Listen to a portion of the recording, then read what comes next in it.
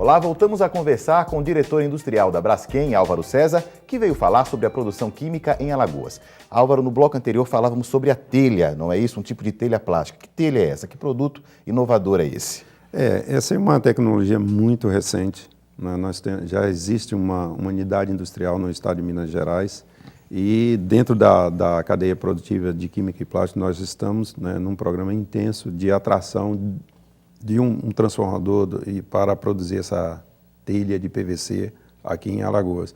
Ela é uma telha muito semelhante à telha convencional, né? Só que ela tem um nível de durabilidade, o processo de instalação é muito mais simples, ela é mais, no conjunto, né, na instalação, é mais barato, né? E ela tem uma durabilidade e uma aparência muito interessante. Esteticamente é mais interessante, economicamente é mais interessante e dura mais também esse produto. É verdade. Para a construção civil é essencial. Essencial. Né? E o plástico verde? O que seria o plástico verde? Um outro produto inovador?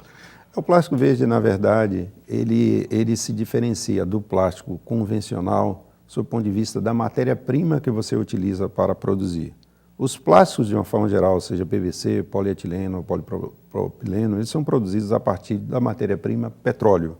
A fonte é o petróleo, a partir do petróleo nós temos a nafta nós transformamos nos insumos básicos que nós conhecemos, basicamente o etileno e o propeno, né? Já o plástico verde, ele é produzido também a partir do eteno, só que a fonte de geração desse eteno não é o petróleo, é a cana-de-açúcar. Então, qual é a grande diferença, apesar de se tratar do mesmo plástico? É o processo produtivo. Enquanto que no plástico verde a matéria-prima é uma matéria-prima renovável, ele também tem, sob o ponto de vista ambiental, uma diferença muito interessante. O ciclo vegetal... O ciclo de produção da cana-de-açúcar mesmo. Da cana-de-açúcar, a base é a absorção de CO2, até para a realização da fotossíntese de CO2 que está no ambiente. Enquanto você tem no petróleo, a queima do petróleo para gerar os produtos que serão matéria-prima para fazer o plástico, e nessa queima você tem a liberação de CO2 para o ambiente. Então são situações diferentes, e ambientalmente muito mais adequadas do ponto de vista da produção a partir de um insumo renovável como a cana, né? E que nós temos aqui no nosso estado, não é? Temos, sim. Outro produto é o plástico concreto, é isso? Um plástico utilizado para fazer blocos e para a construção civil? Na verdade, essa tecnologia nós denominamos de tecnologia PVC concreto, não é? Então, a partir da resina de PVC que nós produzimos aqui em Alagoas, inclusive nós estamos ampliando a produção. Nós temos uma fábrica, como nós comentamos no primeiro bloco, e estamos em plena construção de uma segunda fábrica. Nova unidade uma industrial. Nova unidade que vai tornar, inclusive, o estado de Alagoas o maior produtor de resina de PVC da América Latina.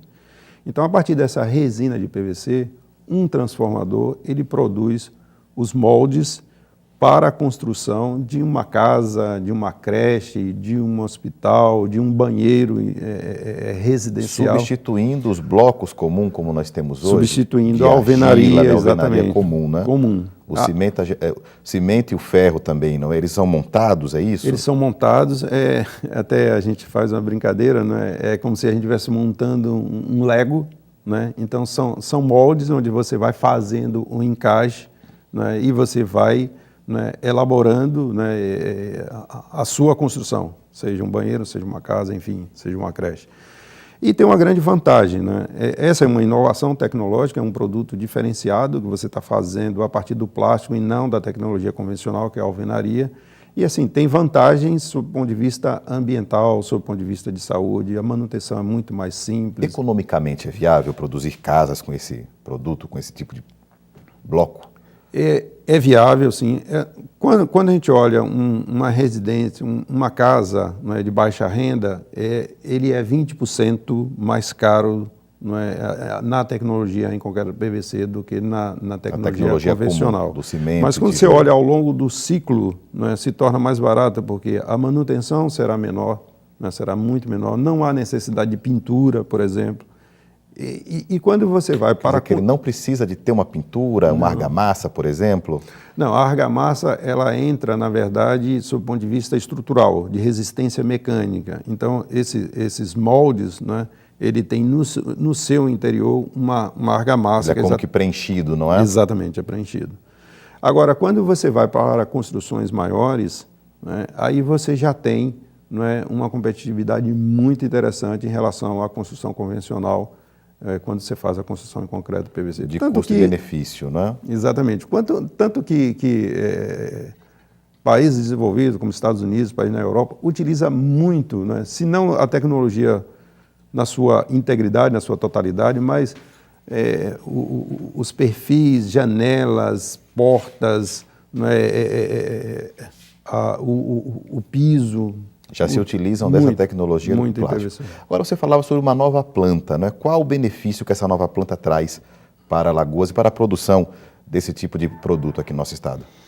O primeiro benefício em relação à nova planta é que praticamente a gente dobra a capacidade. Nós temos hoje uma capacidade de 260 mil toneladas de resina de PVC aqui em Alagoas e a gente passa para uma capacidade em torno de 460 mil toneladas. Então essa nova planta terá uma capacidade adicional de 200 mil toneladas. Segundo benefício, essa nova planta, uma planta super moderna, tecnologicamente a gente está utilizando o que existe de mais moderno sob o ponto de vista de materiais de construção, sob o ponto de vista de controle de processo, sob o ponto de vista de automação. Então, é uma planta extremamente moderna. E tem uma terceira vantagem, são várias, né? Mas eu acho que, sob o ponto de vista também da cadeia produtiva de química e plástico, você fortalece ainda mais o posicionamento de Alagoas. Ela é um propulsor de novos negócios, para atrair novos negócios para o estado, né?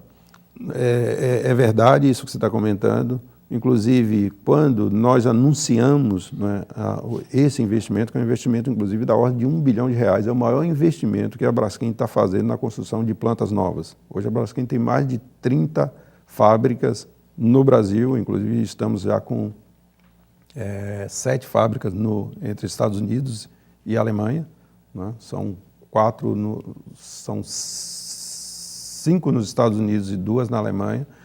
E essa é o investimento em planta nova, em fábrica nova, o maior investimento que a Braskem está fazendo. É um investimento de R$1 bilhão. Agora, Alagoas tem mão de obra para empregar nessa empresa tão avançada, moderna, mas há uma deficiência local ou não?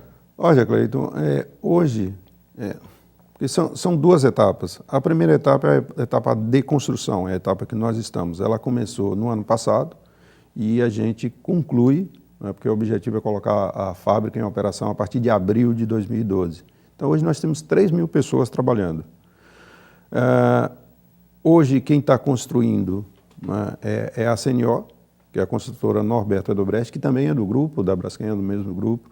E para viabilizar isso, nós implementamos um programa de capacitação local muito intenso, né? Priorizamos a comunidade de Marechal Deodoro, até porque a fábrica está sendo construída lá, mas hoje nós temos cerca de 3 mil pessoas trabalhando, são carpinteiros, são montadores de andaime, são soldadores, enfim, todas pessoas capacitadas e a grande maioria é do estado de Alagoas. Quantos empregos a fábrica gera ao final, quando estiver pronta? Quando a fábrica pronta, a gente vai estar gerando algo em torno de 200 empregos diretos, mais cerca de 300 a 400 indiretos. Perfeito, Álvaro, fazer mais um pequeno intervalo. Daqui a pouco a gente volta com mais um pouco do Álvaro César falando sobre a Braskem em Alagoas. Conhecer, volta já.